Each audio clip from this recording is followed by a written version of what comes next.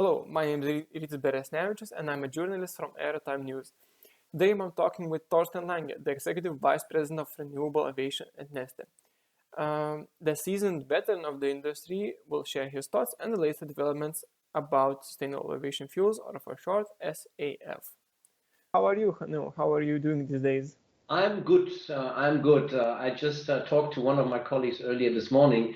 Apart from the fact that I'm working in a very interesting company and that's an exciting job, I would love to have some vacation because my last vacation was actually last year in November. Ooh. So I'm a bit exhausted, to be honest. I can understand, yeah. So I want to start off with something positive. I think the fact that Neste does this, and is essentially a leader in decarbonizing aviation is massive. I think it's crucial for the time being that we look at sustainability options in aviation, because aviation has struggled for some time. So kudos to you, kudos to your team, and thank you. I guess from the people of the world. So I think it would be best if we got the elephant out of the room first. Undoubtedly the COVID-19 crisis has been detrimental to the industry.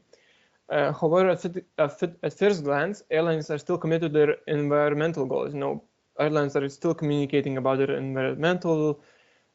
environmental issues, about their goals going forward. So how has the demand for sustainable aviation fuels changed over the course of the crisis? It's difficult to say how that has changed because I would say demand has not been really there. Yeah. It's just ramping up. So it's very difficult to say we suffered a dip because both capacities, availabilities, but also demand from the airlines is just starting. So what you can maybe say that things have slowed down or maybe slightly delayed, which is completely understandable coming from the airlines perspective. I mean, you see the losses they're all suffering. So for them, paying for a product that is no doubt more expensive than the one that they have been using so far is quite a pain, and certainly requires some help and some support, legal support, to which we may come later. But I think the most important thing from Neste's perspective is that it hasn't changed strategy.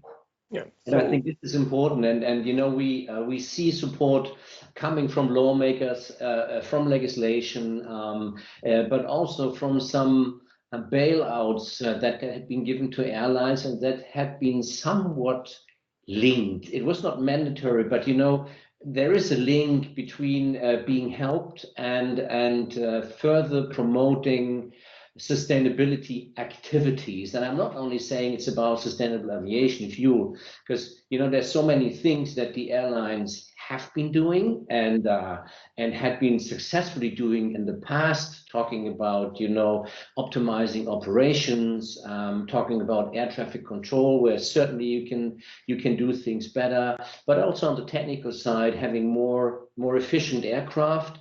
And they now went even a step further with us seeing the larger aircraft being phased out, which is a bit of a sad thing, because if you're being an airline enthusiast and still flying the 747, I mean, from the outside, if you approach the aircraft, it's a very beautiful aircraft, and they're now seeing all those great birds dying is, mentally it hurts, but I think it's the right step, because these aircraft are really, I think, from the past, and they have to be exchanged. And this is what airlines are doing. And only then we're talking about, the next step. And this is certainly knowing what share aviation fuels do have in the overall balance sheet of an airline, then certainly sustainable aviation fuels are kicking in. Yeah, so I think it's definitely a sad sight to see the Boeing 747s go, or the new aircraft in their own respective state. But so I think that you already mentioned was that governments across Europe particularly are attaching these strings with government aid. Sweden or Norway could be great examples of that. That they require airlines to blend fuel with sustainable aviation fuel. So do you think this trend will continue as we go on, during in the future, even if there was no crisis?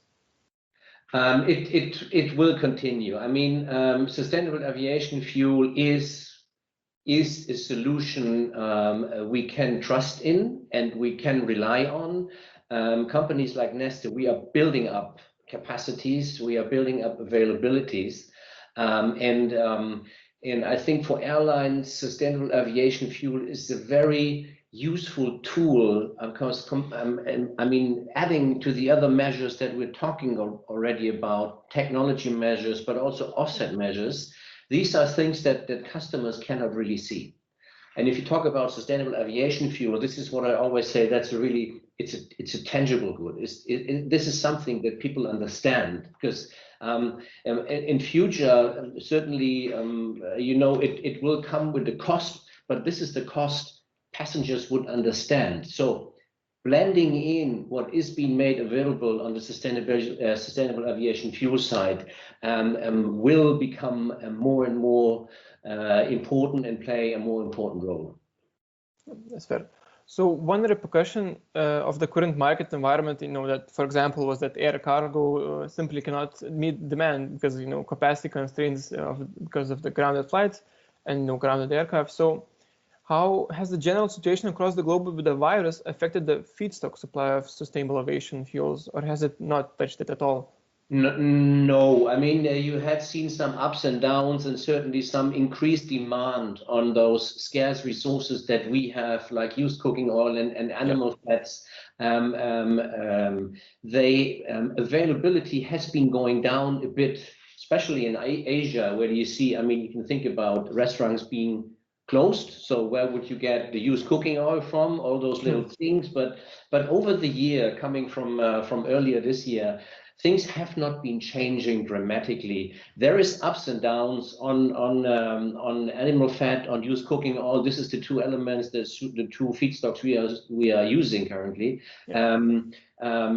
Little swings, nothing massively, but certainly we're not talking about a cheap feedstock here. Yes, it is waste and residues, so it is garbage if you so will, but it costs some money. I mean, you have to collect it, you have to bring it over, you have to ship it, and all this comes with a cost. But and nothing I'm worried about. Those two feedstocks alone will help to cover the demand on the ramping up process that we all have in front of us. Yeah, so I think you mentioned the fact that that these are only two options for feedstock, essentially for sustainable aviation fuel. However, you recently wrote an article about where you talked about that aviation essentially needs more feedstock options. Could you explain a bit more about the feedstock options and what governments essentially need to do to improve the availability of the options? Yeah, well, talking about used cooking on animal fat is just the starting point. There's so much more feedstocks, new vegetable or novel vegetable oils. Then you have intermediate crops, cover crops, all the things that you have and you can get from degraded land. These are all products that can well be used to produce sustainable fuel out of that. And on top of that, Neste is also working on using municipal waste, having a big program on algae, but also, as I mentioned earlier, on lignocellulosic. So all those feedstocks are very promising. The technological pathways have already. So once you have that available, you can use that as much as you're using the product that we are putting now into the aircraft. The feedstock pool is rather big. If you just talk about two levels, we would be able to cover that 2% blend ratio that we're aiming for when we're talking about the European business. In the next 5 to 6 years, we would be even able to cover more than 10%. So there is enough feedstock available. What is required is that lawmakers and that regulators are more open when it comes to allowing those feedstock being accounted and seen as appropriate feedstocks, which means they have to be open also beyond what you currently see in RED II regulations. It's a rather narrow view on the Annex 9A and 9B, and if you look beyond what is allowed in general and in RED II, there's much more feedstocks possible to being used, and this should also be used for sustainable aviation fuel. Yeah, how does that impact the, maybe even the price of sustainable aviation fuel, the limited availability of, well, not feedstock, but basically of what you can make out of sustainable fuels?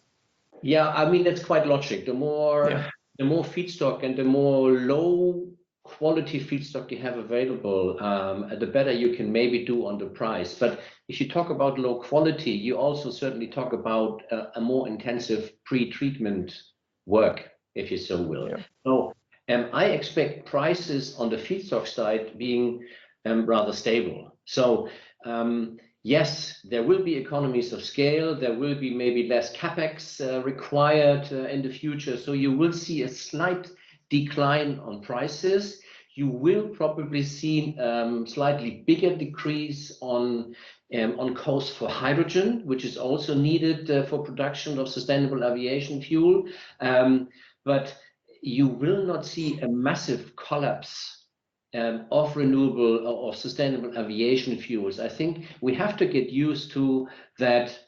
We cannot meet and reach the level of the low, hence maybe too low prices for fossil products. This is what the world has to get used to, and I see maybe those two price levels meeting somewhere in 2040. With SAF going down and the fossil going up, and certainly also what it requires is to have CO2 equipped with the right price, because currently it's much cheaper, to buying CO2 offset measures. Yeah. So in other words, CO2 is maybe not correctly priced yet. That's I could say that's a fair assessment. So how do you yourself rate the CORSIA scheme by the International Civil Aviation Organization? Will it benefit the demand for SAFs, or do you think airlines will choose to, as you mentioned, to rather offset their emissions? We need all of them. We need CORSIA. It is not wrong, although it could be priced higher. But as both of us know, with the latest decision on having the baseline in 2019 for CORSIA, I mean, the goals can be easily achieved. So there's not much buffer to doing better with CORSIA. Yeah. So you need the technical improvements, you need CORSIA as the offsetting scheme, if you so will, but you also need, to a very large extent, sustainable aviation fuels to fill the gap. Yeah, that's fair.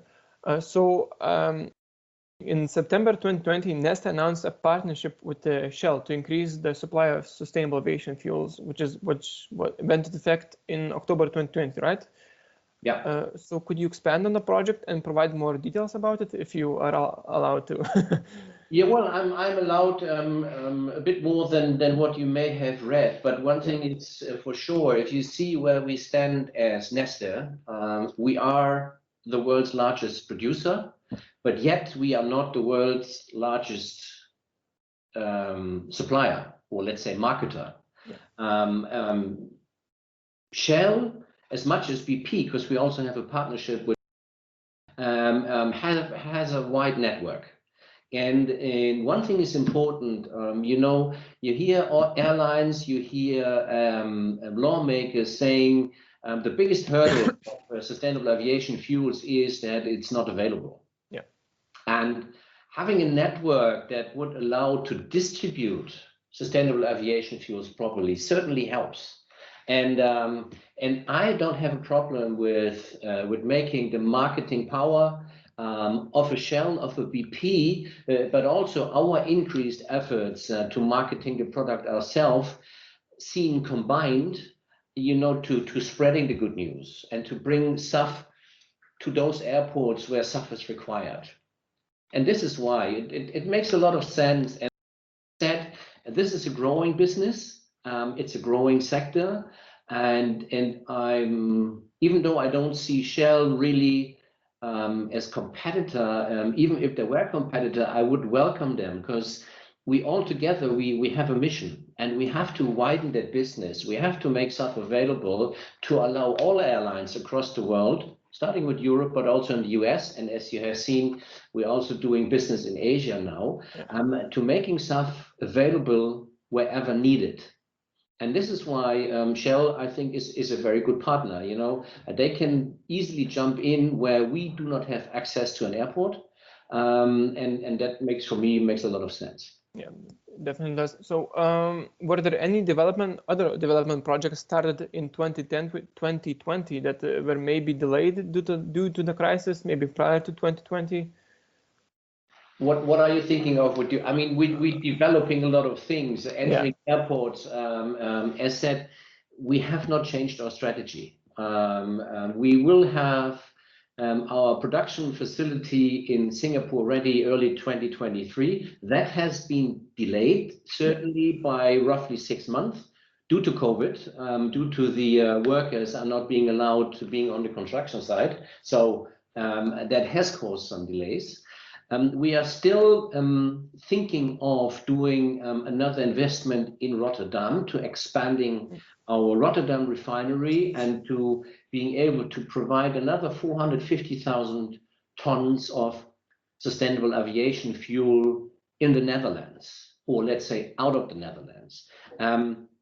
This is an optionality. What does that mean? That means we can expand our refinery, but we don't have to produce sustainable aviation fuel. We could also produce renewable diesel.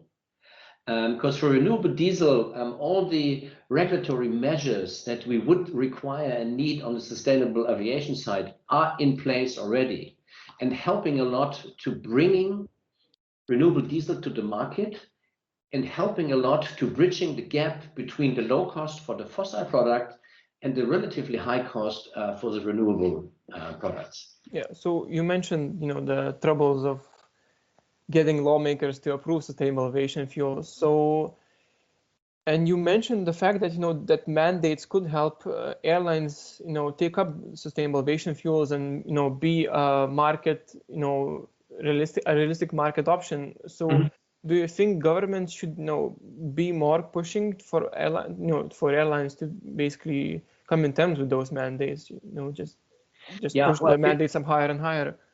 You can do that. You can do that in a staggered way, and what I understand and what I see is that mandates maybe have to wait a bit more. You see that the first mandates, apart from Norway, will be kicking in 22.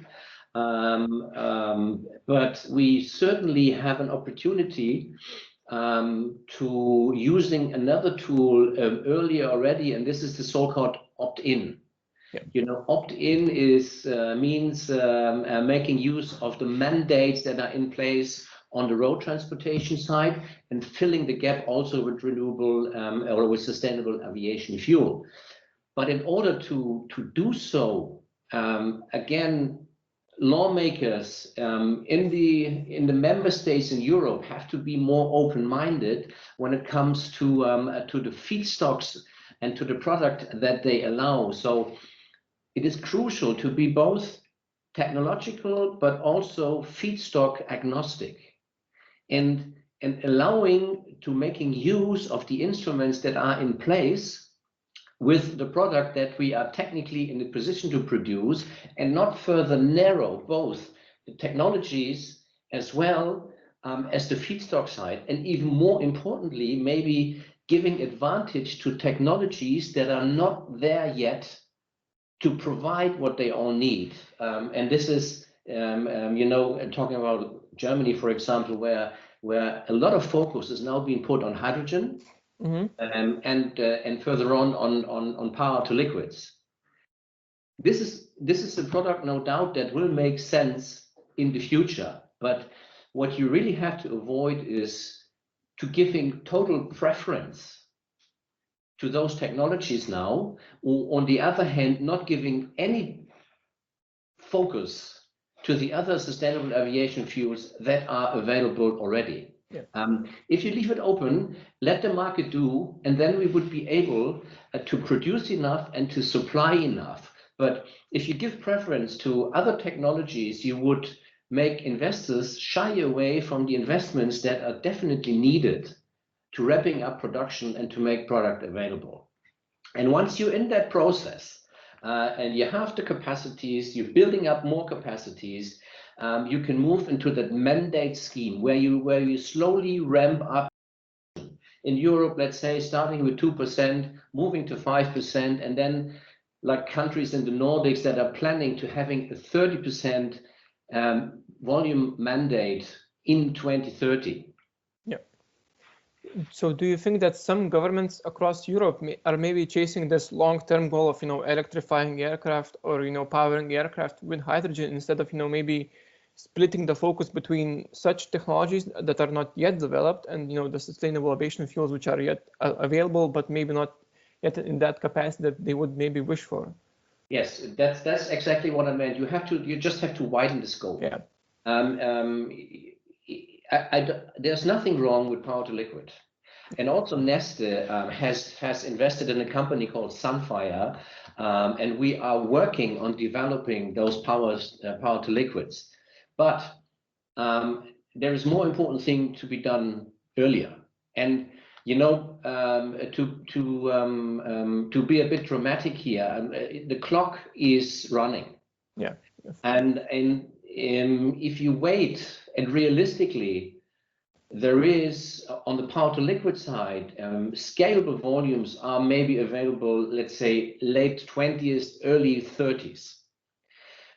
But until then, we still have another 10 years to go, and we can do a lot in those 10 years with the technologies that can be made available already. Would we just be brave enough, and would we be, as said, neutral enough coming from the legislation's perspective, and give other feedstocks, other technologies a chance, and not being just simple-minded and single-minded? Yeah. So what do you think? Do you think sustainable aviation fuel can, cooperate with these technologies into the long-term future?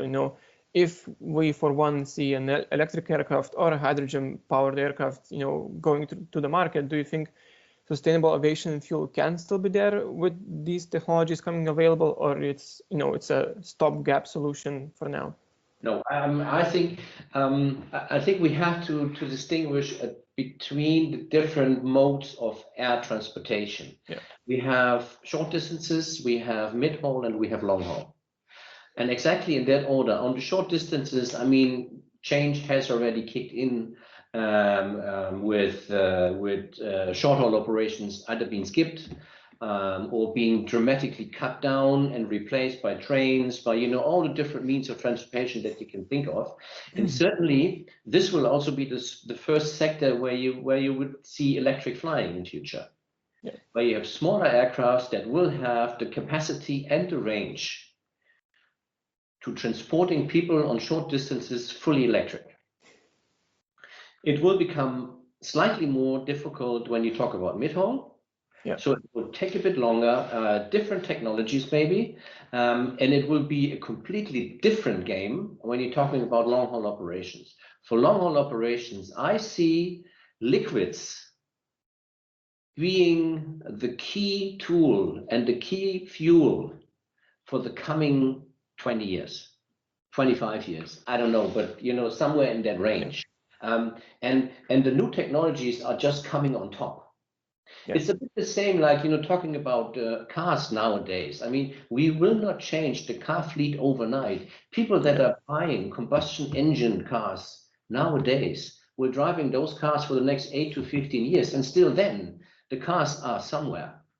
But certainly, we will have electric cars on top. We will have hydrogen cars on top. But it all comes additionally, and not one replacing the other. And the same is with sustainable aviation fuel. So it is, and don't forget, if you use different technologies, just thinking for a moment about hydrogen aircraft, you would need to change the whole industry. It's not only the aircraft, it's the on-aircraft supply, it's the logistics to the airport. This is the beauty of sustainable aviation fuels nowadays, as we call it, the drop-in solution. They work. They work exactly as a standard fuel. And the industry, and you read the announcement lately from Rolls-Royce, and there's other projects running, which are we involved as well, to going to 100% sustainable aviation mode. So the next step after us being able to do 50-50 is sustainable aviation fuel, 100%. Yeah. And whilst doing that, there's the other technologies kicking in, which makes a lot of sense, provided there's enough electricity available. And when I'm talking about electricity, I'm talking about green energy. Yeah. And because it doesn't make any sense, you know, to using now dirty energy to producing green fuels. Quite logic. Yeah, there's no logic in that. So you are quite a seasoned veteran in the airline industry. So how do you think airlines viewed sustainable aviation fuels prior, maybe, you know, like 2 years ago, and how are they viewing it now? Like, has the viewpoint changed on them, or it stayed the same because it's still a high-priced commodity? As said, for the airlines, just think for a moment. In normal times, fuel is around, it's between 20 and 30% of the direct operating cost of an airline is fuel. And this was in the days when the cost for fossil was around, let's say, $600 to $700 a ton. So let's assume for a moment this is the normal price level. If you would fully replace that by sustainable aviation fuel, and you talk about the 700 value, you would have to multiply by 3. This combined with the small margin aviation industry is running on, is operating on, because, you know, in a very successful year, airline is maybe making $6 to $7 per passenger per leg. So if you just do now the simple calculation, and the airline alone would have to pay for the additional cost for sustainable aviation fuel, it wouldn't work. So it needs regulatory support, exactly as we have seen it on the renewable diesel side. Only then you can bridge those gaps. Or on top, and this is becoming also more and more popular, you have corporates and you have passengers accepting that sustainable flying costs more money. On the passengers, certainly it comes about via the ticket prices. On the corporate side, what we see is, if you ask investors nowadays, and I would say more than 9 out of 10 investors would be very, very reluctant to investing in corporates that do not sharpen their sustainable profile, which means companies do have to show their efforts. They have to reduce their carbon footprint. And what they can do is, on the aviation side, to joining those compensation programs that airlines are running, that companies like Neste and others are offering, where they pay into a pot, if you so will, helping airlines to financing the gap. So it's a combination of regulations that would clearly help. So if RED II would come into full force and allow sustainable aviation fuel to taking part in the opt-ins, perfect, because this is the first step. Then comes mandates, where the overall price level, I mean, the market would do, the price level would have to increase, certainly, but also passengers, and this is, that becomes more and more important. The industry educating the passengers what it is about sustainable aviation fuel, for them to understand what they're paying on. And if you combine all those things, then I think airlines will be able to cope. If we don't do that, it will be rather difficult. Yeah, I think that's fair. So, you know, thank you, Thorsten, for talking to me today. I have one question just before I let you go. So, you know, during the crisis when travel was essentially grounded, we had 2 camps pop up in the industry. One said that, you know, Zoom and these other platforms will replace, you know, business conference and so on, which is kind of ironic because we also had issues today when connecting. But And there's the other camp which says that, people will miss face-to-face connections and the connections that they build over the years, across conferences, across meetings as well. So from your personal point of view, as you're a seasoned veteran and a seasoned executive, what do you think will happen? Will Zoom truly replace face-to-face conversations or as travel recovers and we know it's going to be safe to travel, will face-to-face recover? If you had asked me 4 months ago, I would have been more skeptical, and I would have said people are becoming used completely to going to Zooms and Teams and you name it. But I have a feeling things have been changing in the last 3 to 4 months, because now you see the deficits of a virtual communication. The important exchanges, the interactions between people on the business side cannot be replaced through virtual conferences. You need the little in between. You need body languages to read, and you also need to have a beer in the evening and talking easily with people. So industry will change, no, but I'm 100% convinced that we will come to almost old patterns back maybe in 2 to 3 years from now. It always needs some time, people are getting used now, and also people had seen the benefits from not flying in their travel budgets. I mean, this is also something you must not forget. I think most of the cost savings companies generated were coming from not flying, but this is clearly, it's not the solution. It was okay for the interim, so it helped the companies to survive, but my personal view and my forecast is it will come back. It will come faster back on the leisure side because people are dying to going on vacation. But it will certainly also come back on the business side. And this is certainly what airlines need because, this is where they're making the money, in the front and not in the back. Yeah. All right. Thank you. Thank you for talking to me, taking your time out of the day. And see you and have a nice day. Okay. Thanks, Rytis. Thanks.